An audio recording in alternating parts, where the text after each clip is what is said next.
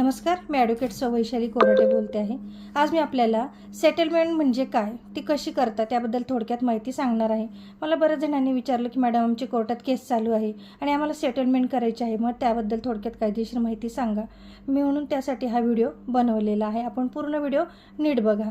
तर कोर्टात सेटलमेंट केल्यावर कायदेशीर परिणाम काय होतात ते बघूयात।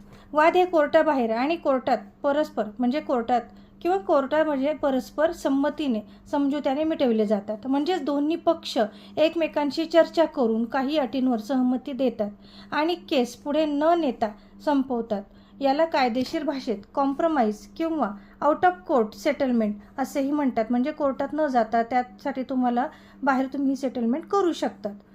Code of civil procedure 1908 order 23 rule 3 नुसार जर दोन्ही पक्ष समझोता करतात तर कोर्ट तो रेकॉर्डवर घेऊन केस ही संपवू शकतात। क्रिमिनल प्रोसिजर कोड 1973 सेक्शन 320 काही फौजदारी गुन्ह्यांमध्ये समझोता हा करता येतो।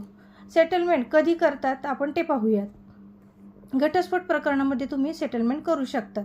तसंच पैशाच्या व्यवहारामध्ये देखील तुम्ही सेटलमेंट ही करू शकतात। मालमत्ता तुमच्या वादात असेल त्यासाठी देखील तुम्ही सेटलमेंट ही करू शकतात। तसंच चेक बाउन्स प्रकरणामध्ये देखील तुम्ही सेटलमेंट ही करू शकतात।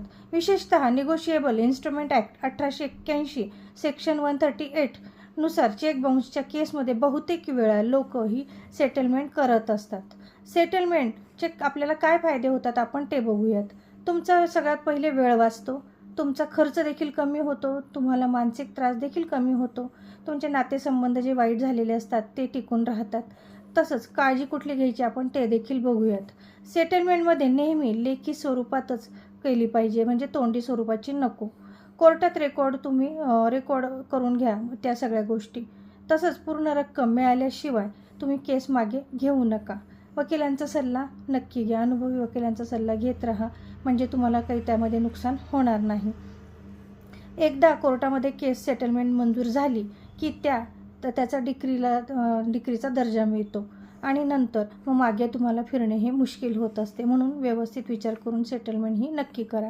सेटलमेंट म्हणजे तुमची केस जिंकणे किंवा हारणे हे नसते, तर दोन्ही पक्षांनी शांततेने बसून हा तोडगा काढलेला असतो आणि दोघांनाही त्याचा फायदा होत असतो। आपल्याला ही कायदेशीर माहिती कशी वाटली सेटलमेंटबद्दल हे नक्की मला कॉमेंटमध्ये सांगा आणि माझ्या चॅनलला लाईक करा, शेअर देखील करा। धन्यवाद।